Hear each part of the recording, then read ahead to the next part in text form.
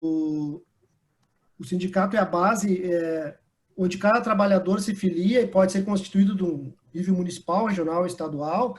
A federação está no meio ali, a CLT prevê que 5 sindicatos, né, podem criar uma federação, né, e 3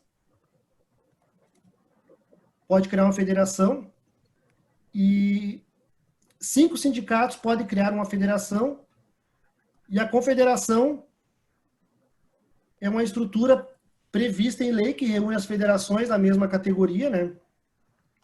Ou seja, onde está a base disso tudo é a central, né? A central sindical, onde é a estrutura que representa o sindicato, as federações, as confederações e todas as categorias de trabalhadores. Aqui, quando o Marcelo falou ali que ele era do Conselho Fiscal, então aqui fica bem claro para todos aí, os sindicalistas, que eu queria começar por esse gráfico.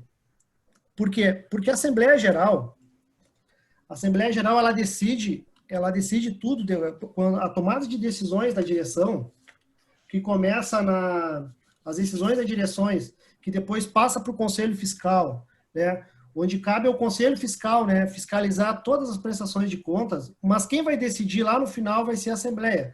A Assembleia, ela é o órgão máximo, né, deliberativo, e ela que vai aprovar a prestação de contas. Ela que vai definir, ela que vai dizer se está certo, se está errado, né?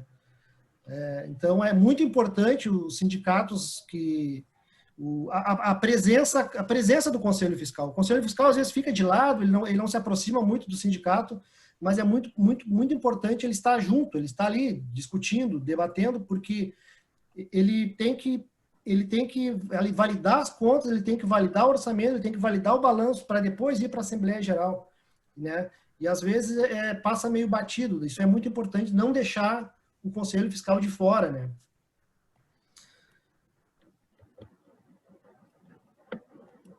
Eu não sei, Israel para mim não está aparecendo aqui. Deixa eu ver, acho que eu tenho que fechar aqui. Peraí, deixa eu... Pode arrastar ali, Albert. Bom, exato, pode passar para aquele outro, então. Aí. Bom, processo de gestão, então, né? O processo de gestão, ele visa medidas que propiciam um bom funcionamento nas organizações. Ele é um conjunto de processos decisórios e compreende a fase do planejamento. Ele está elencado, né, nessa estrutura, né, de gestão financeira. A gestão financeira, para nós termos a gestão financeira, nós temos que começar primeiramente, a etapa inicial da gestão financeira é o processo de gestão, né? O processo de gestão está no planejamento. Então, nós começamos... na verdade, o que nós vamos apresentar hoje vai ser isso aqui. Planejamento, orçamento, fluxo de caixa, aspectos contábeis, evolução e controle, né, orçamentário e avaliação dos resultados. Tudo isso faz parte da gestão financeira. O planejamento ele vai tratar a etapa inicial, né, desse processo de gestão. Já o orçamento, ele é um cálculo prévio, né, onde nós vamos estruturar as receitas e as despesas. O fluxo de caixa é um instrumento que gerencia e controla as informações e a movimentação financeira. Os aspectos contábeis, nós vamos tratar ali balanço patrimonial, DRE, demonstrações contábeis e todas as obrigações acessórias. A execução e controle é o previsto realizado, que se acompanha periodicamente. E a avaliação do resultado vai ser o resultado final. Será um resultado deficitário? Será um resultado superavitário? Ou seja, esse processo de gestão financeira, ele deve ser entendido como um conjunto de operações e informações cujo objetivo é manter o curso dentro de um rumo desejado, sendo integrado pelos controles que contribuem à gestão, planejamento e orçamento, todos os aspectos contábeis que compreendem esse plano de organização da entidade. Pode passar, Lisa.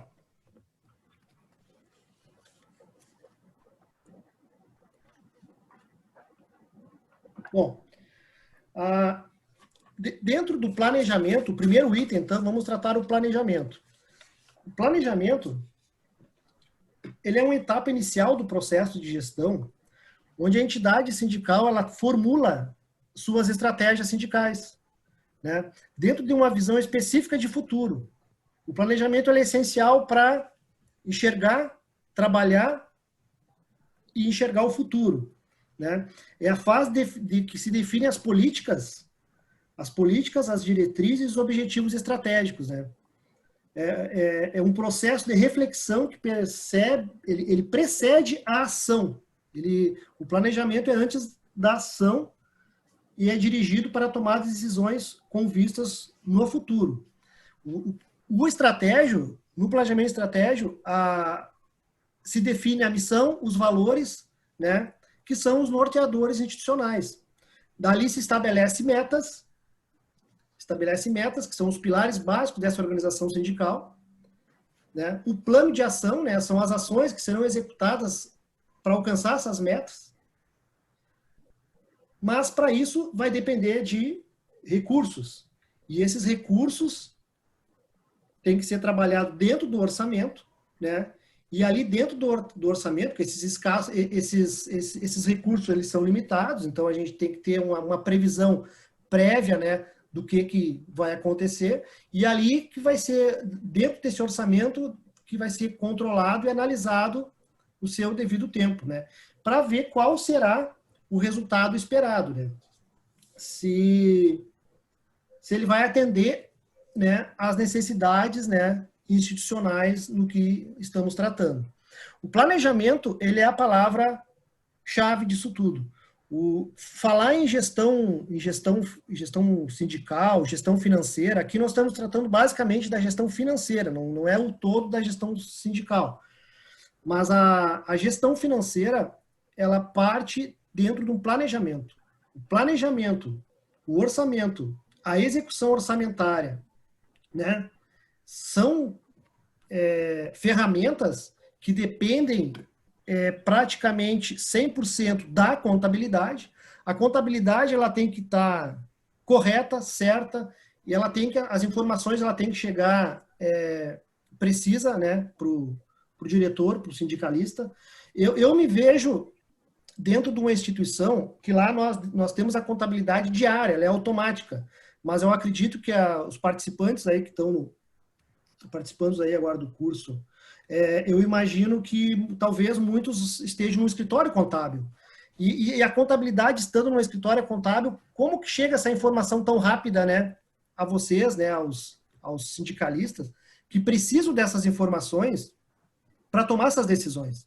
As informações, então, ela tem que chegar de uma forma mais rápida, mais precisa, seja através de um balancete, seja através de um plano orçamentário, mas o início se dá pela contabilidade. Acho que pode passar essa. Isso era até interessante depois o João Marcelo fazer uma enquete para nós, por gentileza, ver como funciona a assessoria contábil dos sindicatos, dos tesoureiros presentes. A gente tem uma noção de como é feito isso dentro da entidade. Exatamente, porque assim, ó, a contabilidade sendo fora, que a grande maioria são só sindicatos muito grandes, que tem uma arrecadação muito boa, que tem toda uma equipe interna dentro, né? Hoje se fala muito em RP, tem sindicatos grandes que têm sistemas de gestão, né? Então, assim, não tem como ser fora a contabilidade, terceirizar um serviço desse, se tu não tá ali dentro para ver o que acontece no dia a dia. E esse controle no dia a dia, ele traz resultados positivos e faz com que também não aconteça que não aconteça nenhuma perda para o sindicato. Porque às vezes, um pagamento errado, até tu resolver aquele pagamento se passou 2, 3 meses, coisas assim ali, por ter conciliação bancária, por ter todo aquele envolvimento, né? Não entra documento que não pode entrar, por exemplo, tem muitos documentos que não é aceito mais, e tem gente que aceita ainda certos documentos. Às vezes lá no Simples, quando a gente vê, tá entrando lá um documento, não, esse aqui não, te devolve, não podemos aceitar, né? Mas vamos adiante ali, que agora para a gente conseguir deixar mais claro. Bom, dentro do planejamento, então, nós temos 5 etapas, até chegar à previsão orçamentária propriamente dita, né? Na primeira etapa, nós vamos ver, então, o levantamento da base sindical, que é extremamente importante, né, que é onde começa. Por que tu está num sindicato, mas qual é a fonte de receita? A gente tem que começar a pensar qual é o levantamento dessa base que esse sindicato representa. Segundo, temos que fazer uma previsão de todas as receitas, né, inclusive receitas de capital. Temos que fazer, na terceira etapa, uma previsão das despesas, né? Na quarta etapa, nós vamos detalhar as despesas por área ou projeto, até chegar na previsão orçamentária propriamente dita. O levantamento da base sindical. O levantamento da base sindical, então, é o levantamento do número dos trabalhadores na base das entidades, por região, por local de trabalho, entre outras classificações. O levantamento da distribuição dos trabalhadores, além de servir de base para o planejamento, servirá para um controle de número de sócios e não sócios, que servirá de subsídio para futuras campanhas de sindicalização visando o aumento das receitas do sindicato, né? Esse aí é a base sindical, né? Mas, se tu voltar ao quadro anterior, Zé. Não, antes. Companheiros e companheiras, eu sou Sérgio Nobre, presidente nacional. Esse? Isso. E hoje quero me dirigir. Gente, por favor, alguém está ouvindo o Sérgio Nobre aí fazendo uma fala? Eu estou escutando. Feche o microfone. É o nosso presidente da CUT Nacional, mas vamos lá. Então, nessa segunda etapa, né, que nós vamos fazer a previsão das receitas, fazer a previsão das contribuições é a parte fundamental.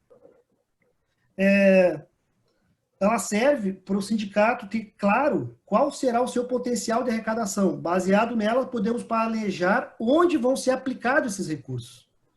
Primeiro, receita. Depois, despesa. Tu tem o quadro das receitas ali, né, Zão? Tu tem que ir passando ali, senão... Aí. Aqui a gente consegue ver, ó, que dentro de um planejamento, tu vai trabalhar as receitas do ano anterior para montar as receitas do ano em curso. Ali tu vai calcular, tu vai mensurar se teve mais filiados, menos, qual é a perspectiva do ano seguinte. Vai distribuir as mensalidades, vai distribuir contribuição sindical, confederativa, assistencial. Nessas receitas, não podemos deixar de fora a receita de patrimônio, aquela receita de aplicação financeira. A entidade vai vender algum bem, tem que prever a venda desse bem, colocar como uma previsão de receita, né? Entre outras receitas que poderá ter um plano de saúde, um convênio, um convênio médico, coisa assim. Uma casa onde se cobra taxa, essas casas de férias, entendeu? Devemos observar, então, que as receitas obtidas por meio das contribuições obrigatórias, ela tem um grande peso e significa que a instituição financeira da entidade ela é bastante frágil, porque ela depende de uma única receita. Então, no momento que ela está dependendo de uma única receita, poderá ali na frente ter prejuízos, né? Na terceira etapa, na previsão das despesas, aí tem que conter tudo, né? A previsão da despesa, no caso, uma despesa de pessoal ali, começando ali, despesa de pessoal. Aí tem as previsões de demissões, previsões de contratação, tudo tem que estar detalhado e especificado. Agora, com o Covid, fica difícil isso. Tu montar um orçamento sem saber como é que vai ser, como que a gente vai tratar certos aspectos que estão acontecendo aí, ou vai acontecer, fica difícil, mas é importante fazer, é importante prever o que está no período corrente e no decorrer do orçamento se ajusta a ele. se diminui ou aumenta ele, mas o importante é ter o orçamento. O orçamento ele tem que ter dentro de uma base, né, bem específica, bem detalhada, né? Vai comprar um carro, tem que prever a compra desse carro. Não podemos não prever, porque senão chega no final do ano, talvez as receitas não vão suportar essa despesa. Então é importante ter toda a previsão da receita em contrapartida com a previsão da despesa. Detalhando, dentro da quarta etapa, nós temos também a despesa por projeto. Aqui nesse gráfico, aqui está por área o projeto. Por área ele é muito difícil de fazer. E aqui também vem aquele problema contábil que eu acho que muitos sindicatos devem ter. Como que tu vai trabalhar dentro de um projeto se a tua contabilidade ela é externa? Quando tu contratou esse contador, o escritório de contabilidade lá do interior, né? Vocês contrataram esse escritório para ele fazer só a contabilidade ou vocês contrataram ele também para ele fazer a contabilidade de custo? Se ele foi contratado para fazer a contabilidade de custo, vocês vão ter essas informações por cento de custo. Se ele não foi contratado para isso, não, ele vai mandar um balancete. Ah, conta lá de, por exemplo, de prestação de serviço é tanto, mas aquela prestação de serviço tem um pouco que pode ser lá da Secretaria de Finanças, tem outro pouco que pode ser lá dos assuntos jurídicos e cai numa conta só. Aí tu não consegue separar. Por projeto é a mesma coisa, né? Vou pegar um exemplo, campanha salarial. Tu tem ali, digamos que o projeto fosse campanha salarial. Se tu não definir quais as despesas que vai entrar numa campanha salarial, vai cair tudo lá, despesas com pessoa jurídica, e tu não vai saber, né? Vai ficar chutando nota por nota. Então é importante definir, né? Mas o começo dessa definição é lá com o seu escritório contratado. É lá que vai vir informação, é de lá que vai vir o que está sendo gasto, é lá que seria as apropriações da nota. Salvo aqueles sindicatos que têm gerente financeiro ou um assistente financeiro, onde ele consegue, ali no decorrer do trabalho dele, nas atividades, ele trabalhar em planilhas e separar por área e por projeto, né? Isso é muito importante também para saber o custo de um projeto. Daqui a pouco tem um projeto que está tendo um custo muito elevado e já passou daquilo que se imaginava, por não ter uma previsão, e aí pode acontecer, né? Então, num quadro específico, devemos informar os gastos por unidade de despesa, por projeto, né, institucional. Cada entidade, de acordo com seu tamanho e sua estrutura de gastos, poderá ser dividida de uma forma. A mais adequada é aquela que facilita a identificar o responsável, isto é, em qual departamento, setor ou secretaria a despesa será efetuada. A despesa ela tem que estar alocada dentro de um projeto. E é muito importante também, né, Alberto, a identificação desses documentos, né? Sim, vamos dar a nossa experiência lá do Simpro, né? O que acontece?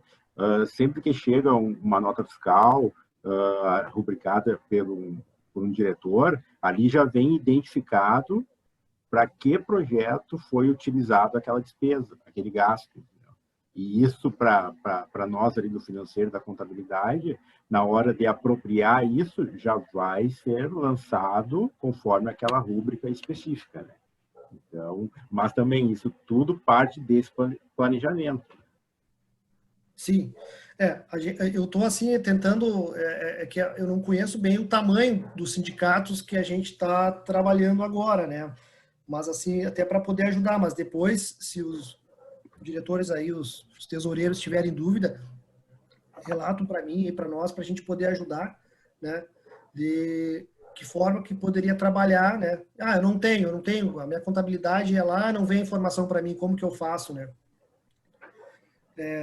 Porque hoje a gente tem que pensar assim também, né? As coisas estão se modernizando, questões de pagamento, né? Nós lá no Simpro, por exemplo, nós não pagamos nada com cheque mais, né? É tudo via transferência. Nós conseguimos fechar um convênio com o banco onde nós fizemos TED de graça praticamente, né? E agora, amanhã ou depois, está entrando o Pix que vai ser praticamente taxa zero, entendeu? Então aí tu vai ficar correndo atrás de 2 assinaturas, corre aqui, corre ali para pagar uma conta. É muito mais demorado, é muito mais difícil, às vezes não paga a conta, atrasa uma semana, 2, porque o diretor está viajando, né? Então, e isso está vindo para ficar. O Pix, por exemplo, ele não é novo ele, no mundo, né? Tem país aí que ele já está há mais de 10 anos já funcionando. É novo aqui para nós, no Brasil. E tu ficar com um cheque, para mim o folha de cheque é uma coisa que está com os dias contados, não vai demorar muito tempo para acabar, né? E aí tem que pensar nesses meios, né? De como melhorar essa estrutura de pagamento, né? E talvez a pessoa que está envolvido com isso lá no sindicato, o tesoureiro, pode sobrar mais tempo para ele se envolver com outras coisas, né? Ele pode se envolver mais tempo com projeto, com orçamento, com planejamento. Então, as entidades que não conseguem organizar suas informações de acordo com as sugestões, né, devem montar de acordo com a sua realidade. É essencial ter os dados mínimos para manter as finanças do sindicato bem organizado. Transparente e fácil de entender, né? Tem que ser bem compreensível, para que os trabalhadores da base visualizem, né, onde e como estão sendo gastos os recursos da entidade. E de onde eles vieram, né? Porque o dinheiro também não pode cair na conta do nada. O dinheiro ele tem que ser registrado, contabilizado. Nós temos uma conta lá no Simpro, como nós recebemos crédito diverso de todo o estado, das instituições de ensino, que se chama crédito de terceiros não identificados. Pelo incrível que pareça, tem gente que vai na boca do caixa e deposita dinheiro na conta e a gente não sabe o que é, de onde que é, para que é. E esse dinheiro fica lá, às vezes leva um ano, mais de ano, para alguém aparecer e dizer eu que depositei, que eu devia, tal coisa lá. E às vezes essa pessoa que está devendo para o Simpro, ela é acionada na justiça por um pagamento que ela já fez.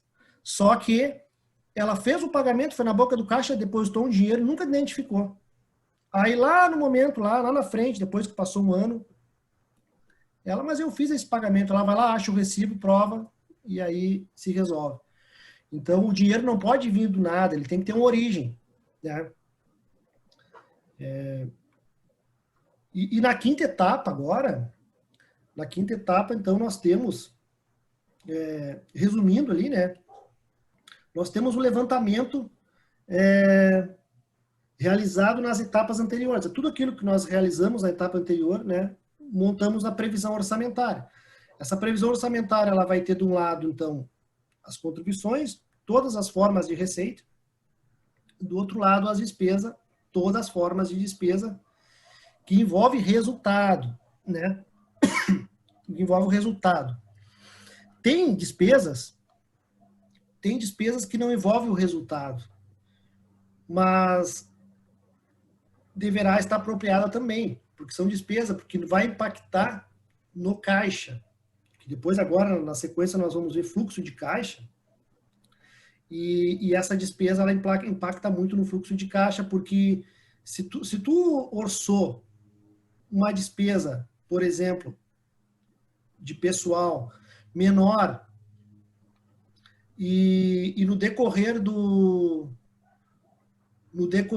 ano precisou contratar mais pessoal, coisa assim, e não está previsto, e tu já está trabalhando com 0 a 0, sem sobra, porque normalmente um dos princípios do sindicato o sindicato não prevê lucro, o sindicato ele fecha zero, mas não quer dizer que determinado ano o sindicato deu um superávit.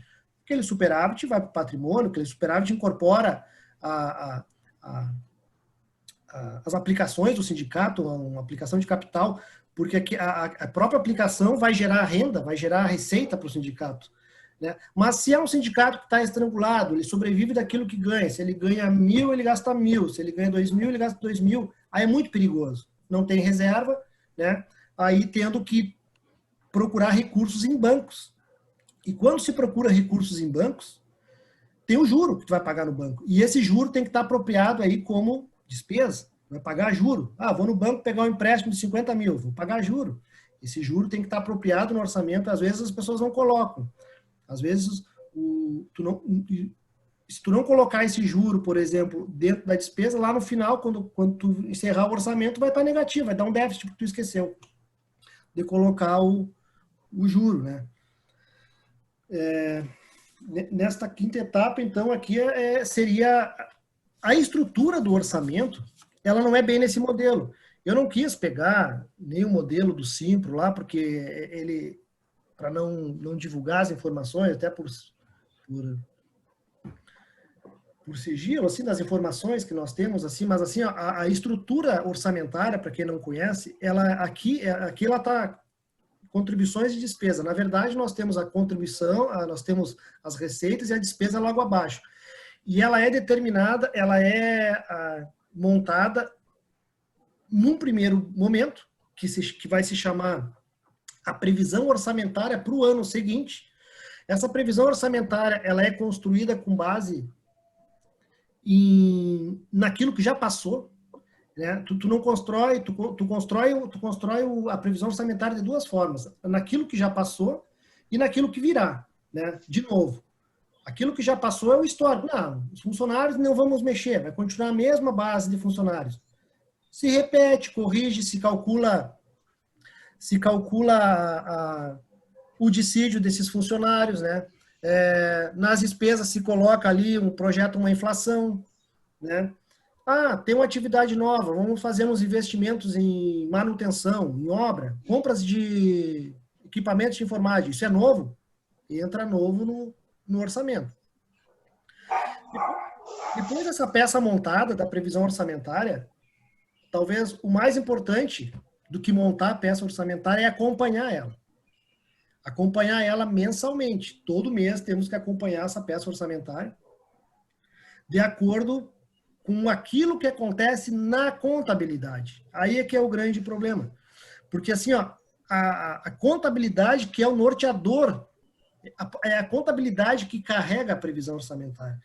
Ela não pode ser gerencial, assim, a peça é gerencial, a peça orçamentária é gerencial, mas a informação que carrega a realização é a contabilidade, porque quando chegar no final, esta contabilidade, o resultado contábil é basicamente o mesmo que o resultado orçamentário, né? Nós estamos falando de resultado. E aí que é esse problema da contabilidade. Então, assim, se o sindicato não está recebendo essas informações contábeis por cento de custo, de uma forma analítica, porque ele não pode nem ser sintético, né? Senão tu não consegue carregar. Tu não consegue carregar essa previsão orçamentária, para te montar ela e acompanhar ela, né? Ela tem que ser acompanhada mensalmente, todo mês. Ah, uma determinada conta telefone. Foi previsto telefone um gasto de 10 mil reais no ano, mas no sexto mês ela já está em 8 mil. Pô, no sexto mês, que era para estar em 5 mil, ela já está em 8. Alguma coisa aconteceu e já vem acontecendo. E aí se toma as decisões de acerto antes, né? Já vai direto, já perde a conta, já analisa quem é que está gastando mais, a companhia que está cobrando errado, né? Então, o acompanhamento orçamentário, ele nos dá precisão. E esse percentual, quando o previsto realizado, ele tem que estar sempre, se for a receita, sempre a 100% ou mais, se for receita. Se for despesa, 100% ou menos.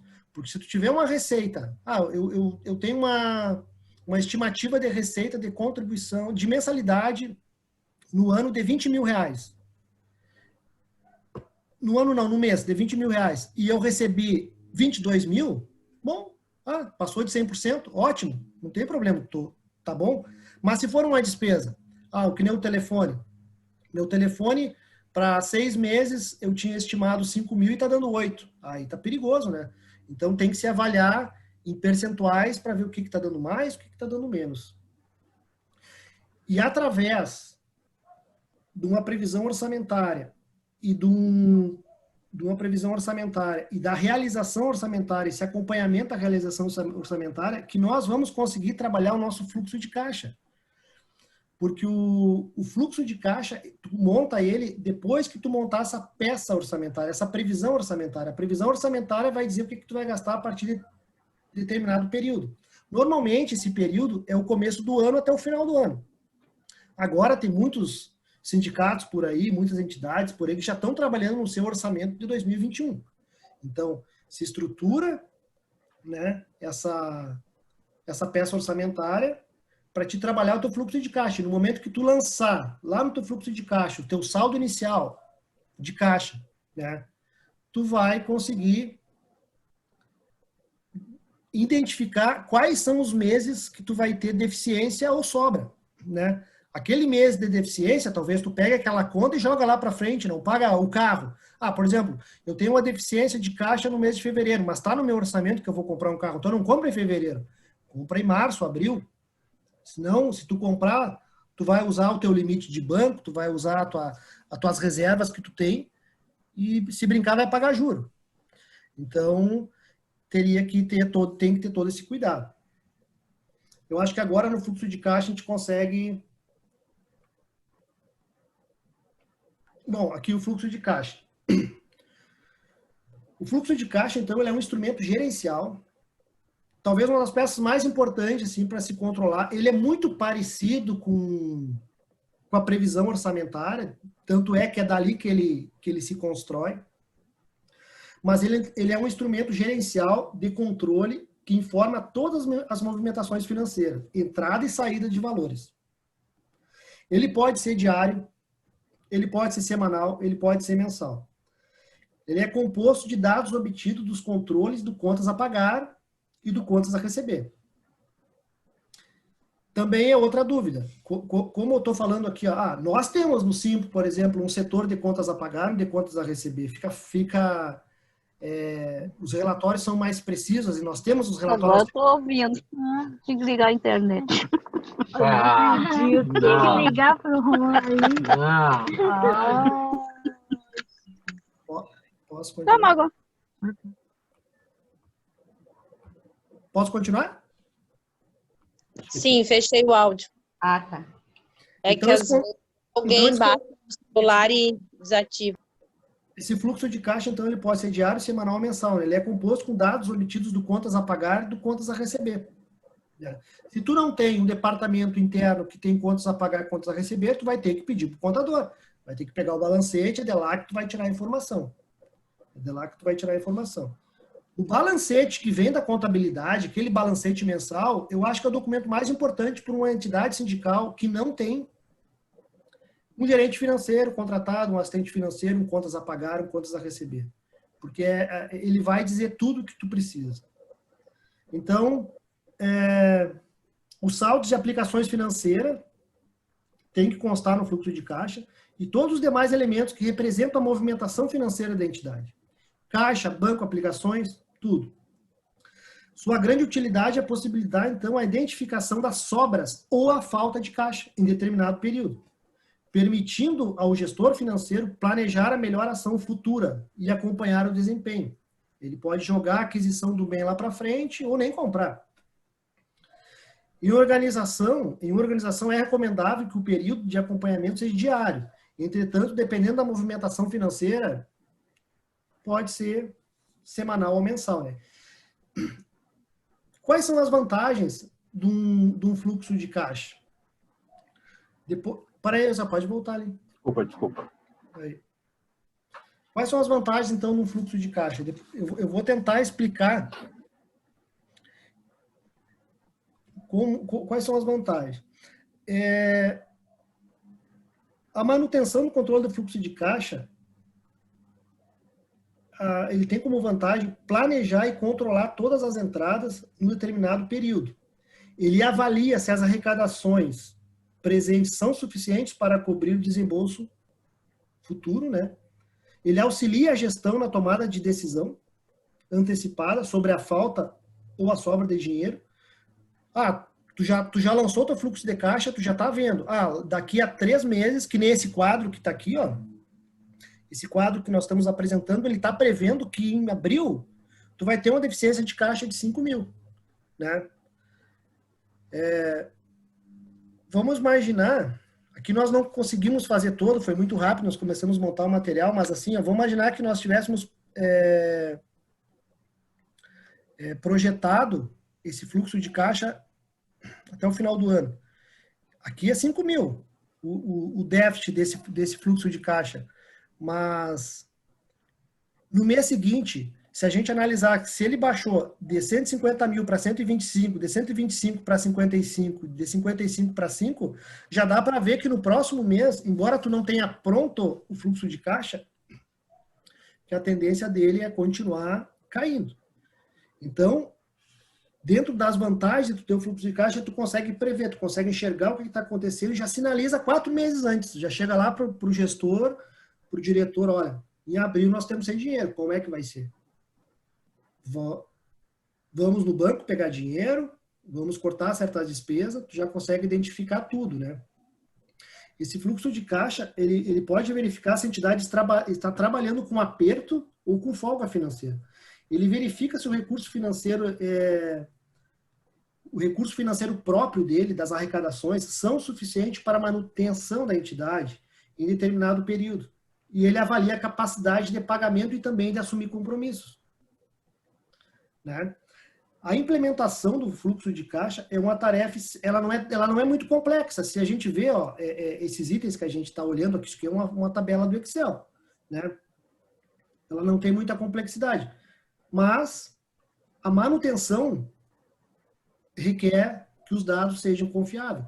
Porque quando tu construir ele, tu vai construir com base na previsão orçamentária, e quando tu for tirando os meses e carregando os meses seguintes, são informações contábeis, que vai vir da contabilidade do que está acontecendo, né? De fato. Porque às vezes a gente prevê um gasto e esse gasto é outro. Dessa forma, é importante manter um bom controle do contas a receber e do contas a pagar. Caixa, saldo de banco e aplicações financeiras. Então, o fluxo de caixa, como é que tu faz ele? Primeiro, tu verifica o saldo inicial de caixas e equivalentes de caixa. O que é equivalente de caixa? Todas as aplicações financeiras e depósito bancário. Nesse caso, aqui em janeiro, nós temos 175 mil. Tem que classificar todas as receitas e despesas. Aqui, lógico, aqui é um modelo resumido. Se eu fosse abrir esse aqui, por exemplo, do Simples, eu teria aqui só na entrada de recebimento uma página, 2 páginas de conta. E aqui na saída umas 3 páginas ou 4 páginas de conta. Então aqui a gente deixou bem sintético, né? Porque cada sindicato tem a sua particularidade, né? Do seu gasto e de sua receita. Então, nesse caso aqui, a movimentação financeira entrou 200 mil, saiu 220. Então, a movimentação de entrada e saída ficou negativo. E da onde que tu tá tirando esse valor negativo? Tu tá se apropriando do teu banco, do teu caixa. Eu tenho lá dinheiro no banco, eu vou usar dinheiro do banco. Aí o teu banco vai baixando. Né? Porque esse saldo final, o saldo inicial de caixa equivalente de caixa, é o saldo que é o teu recurso total. Aqui só não tem recurso de bens patrimoniais. Por exemplo, um prédio, eu tenho um prédio. Aqui não está o prédio. Né? Aqui está o que tem liquidez. Aquilo que tem liquidez imediata. É o dinheiro que tem liquidez imediata. Né? Por isso que são equivalentes de caixa. Mas o meu saldo de equivalente de caixa no mês de janeiro caiu para 155 mil. Esse 155 mil é o saldo que vai ser o saldo inicial no mês seguinte. Né? É como o extrato bancário pessoal da gente, né? O teu saldo encerra lá no final do mês, tu começa o início do mês com aquele saldo, depois vem as despesas e assim vai caindo. Isso que é a importância de controlar um fluxo de caixa de forma concisa, assim, né, permanente,